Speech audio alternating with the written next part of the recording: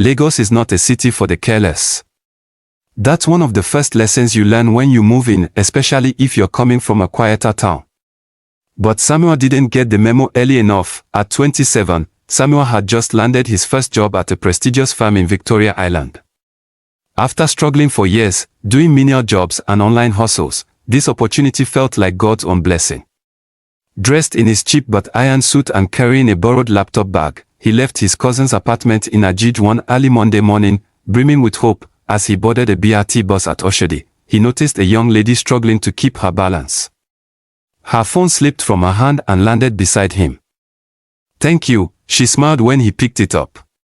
She looked too elegant to be on public transport, he thought. She later introduced herself as Benita, an events manager.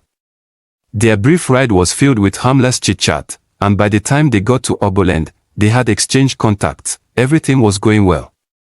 Until it wasn't. By the third week of working at the firm, Samuel was flying. He had impressed his team leader and was selected to represent the company at a tech networking event in Lekki. That evening, Benita called him up and offered to pick him up after the event in her car.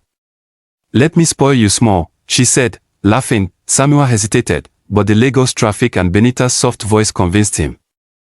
She arrived in a sleek Toyota Corolla and told him, "I need to pick up something at Festac before dropping you off." Again, he didn't question it. Carelessness number 1. They got to Festac around 9 p.m. While parked outside a residential gate, 2 hefty men jumped into the car, one in the back seat with Samuel, the other in front. Samuel froze. "Calm down, bro. We just want to collect something small. They weren't there to rob Benita. They were a team." They took his phone, wallet, laptop, and even forced him to call his cousin to transfer M150,000 to a business account. Samuel's eyes welled up with tears, not just from the pain of losing his valuables, but from the weight of his own foolishness. They dropped him near Mile 2 around midnight. Alone. Broken. Empty.